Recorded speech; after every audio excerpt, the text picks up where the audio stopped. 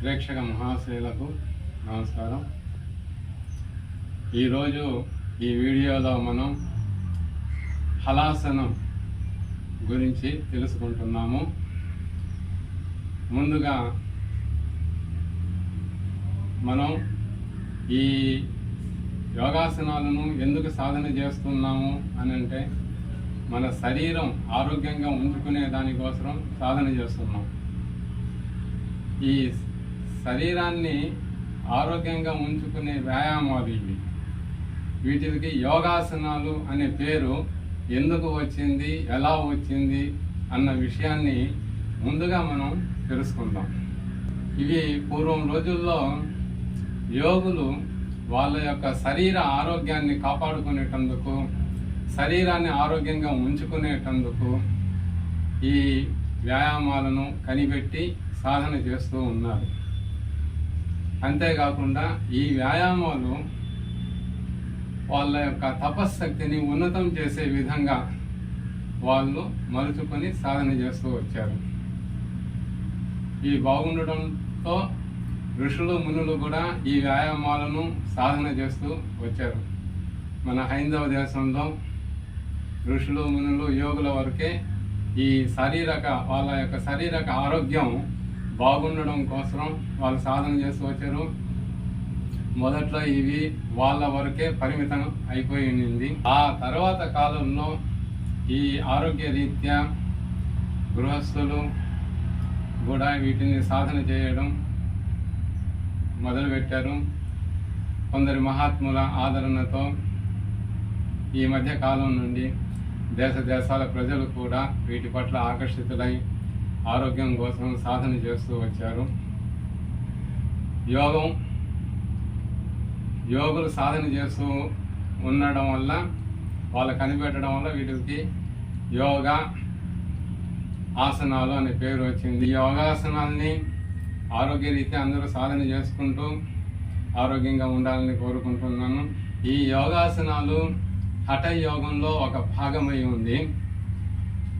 యోగాసనాలతో పాటు ప్రాణాయామాలు, ముద్రలు, బంధాలు, క్రియలు ఇవి కూడా హఠ యోగంలో భాగంగా ఉంటున్నాయి. వీటిల్ని సాధన చేసే వాళ్ళను హఠ యోగులుగా పిలుస్తూ ఉంటారు. ఈ సాధన చేసే వాళ్ళు హఠ యోగులు. పూర్వం రోజుల్లో వరి చేను దున్నాలంటే ఎద్దులకు, ఒక జత ఎద్దులకు కాడి కట్టి నాగలిని అమర్చి రైతు చేనును దున్నేవాడు. వరి పంటను పండించేవాడు. ఇప్పుడు ఆర్థిక భారం వలన, సమయానుకూలం వలన ఈ ఎద్దులకు నాగలి కట్టి దున్నడం అనేది వదిలేశారు రైతులు. ట్రాక్టర్ల నాగలతో దున్ని వాళ్ళ పంటను చేజిక్కించుకుంటున్నారు. అయితే ఈ నాగలి ఎలా చేనుని దున్ని అధిక దిగుబడిని, మంచి పంటని ఇస్తుండేది, ఆ విధంగా ఈ ఆసనం శరీరంలో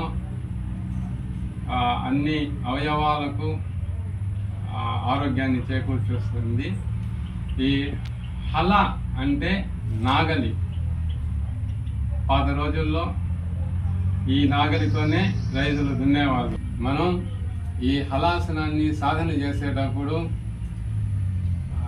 ఆసనం యొక్క ఆకారం నాగలి ఆకారాన్ని పోలి ఉంటుంది. అందుకని ఈ ఆసనానికి హలాసనం అనే పేరు వచ్చింది. హల అంటే సంస్కృతం పదం ఇది. దీనికి నాగలి అనే అర్థం ఉంది. హలాసనం వలన పూర్తి శరీరం అంతా కూడా ఆరోగ్యవంతంగా ఉంటుంది. అన్ని అవయవాలు, గ్రంథులు, మొత్తం శరీరానికి ఇది శక్తిని చేకూరుస్తుంది. అన్ని వ్యాధుల్ని కూడా నయం చేస్తుంది. అన్ని వ్యాధులకి ఇది ఉపశమనకారి. నేను ఈ హలాసనం గురించి ఒక మాట చెప్పాలని అనుకుంటున్నాను. అది అన్ని రోగాలను నయం చేసే యోగ సంజీవని ఈ హలాసనం. చాలామంది ఈ హలాసనం గురించి చాలా తేలిగ్గా చూస్తుంటారు. చాలా ముఖ్యమైన ఆసనాలు ముఖ్యమైన ఆసనాలు. ఈ హలాసనం చాలా చాలా ముఖ్యమైనది అన్నమాట.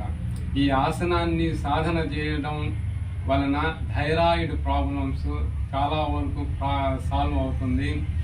థైరాయిడ్ ఉన్న వాళ్ళకి నత్తి వచ్చే అవకాశం ఉంటుంది, ఊబకాయం వస్తుంది. ఈ ఊబకాయం వల్ల మోకాలు నొప్పులు, బీపీ, షుగర్లు, హార్ట్ అటాక్ ప్రాబ్లమ్స్ సంభవిస్తూ ఉంటుంది. తర్వాత వచ్చి మన మానసికంగా కూడా ఈ సరిగ్గా ఉండరు. థైరాయిడ్ ప్రాబ్లం ఉన్న వాళ్ళు కొందరు, ఇంకా చాలా చాలా సమస్యలు థైరాయిడ్ ప్రాబ్లం వల్ల వస్తూ ఉంటుంది. అలాగే ఇది స్వరపేటికను కూడా చాలా బాగా కండిషన్లో ఉంచుతుంది. షుగర్ వ్యాధిగ్రస్తులకు ఇది మంచి ఆసనం. ఇది ప్యాంక్రియాస్లో ఇన్సులిన్ ఉత్పత్తి సులభంగా జరుగుతుంది. అలాగే కిడ్నీస్ కూడా చక్కగా పనిచేయిస్తుంది ఈ ఆసనం సాధన చేయడం వలన. మళ్ళీ ఉదర సమస్యలు, పెద్ద పేగు, చిన్న పేగు, ఇవన్నీ కూడా బాగా పనిచేస్తాయి. జీర్ణశక్తి బాగా ఉంటుంది. గ్యాస్ట్రిక్ ట్రబుల్ నిర్మూలిస్తుంది. తర్వాత కిడ్నీస్ ప్రాబ్లమ్స్ కూడా రానియదు ఈ హలాసనం. మూత్రాశయం, మూత్రనాళం, ఇవన్నీ కూడా గర్భాశయం, ఇవన్నీ కూడా టెస్టోస్టెరాన్స్, ఈ గ్రంథులు కూడా ప్రోస్టేట్ గ్రంథులు, ఇవన్నీ కూడా చక్కగా పనిచేస్తుంటాయి. ఈ హలాసనం సాధన వలన మోకాళ్ళు, పాదాలు, తర్వాత మెడ, వీపు కండరాలు, ఇవన్నీ కూడా శక్తివంతమవుతూ ఉంటుంది. స్పాండిలోసిస్ని కూడా ఈ హలాసనం రానియదు. హలాసనం చాలా మంచి ఆసనం. శరీరంలో అన్ని భాగాల్లో కూడా రక్త ప్రసరణ బాగా జరుగుతుంది. ఈ ఆసనం సాధన వలన శరీరంలోని కొవ్వు నిల్వలు కూడా చాలా వరకు కరిగిపోతుంటాయి. తర్వాత వచ్చి ఈ సెక్స్ సామర్థ్యం కూడా ఈ ఆసనం వలన పెరుగుతుంది. ఈ యోగా ఆసనం సాధన చేస్తే నిత్య యవ్వనులుగా ఉంటారు. ఇప్పుడు నేను ఈ హలాసనాన్ని సాధన చేస్తున్నాను. మీరు చేసే విధానాన్ని చూడండి.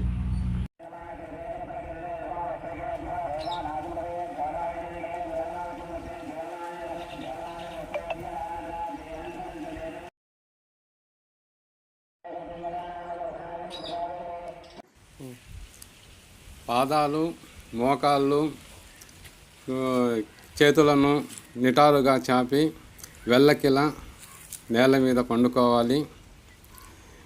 నిదానంగా కాళ్ళను పైకి ఎత్తి శరీరాన్ని లిఫ్ట్ చేస్తూ శిరస్సుకి వెనకాల పాదాలను ఆనించాలి.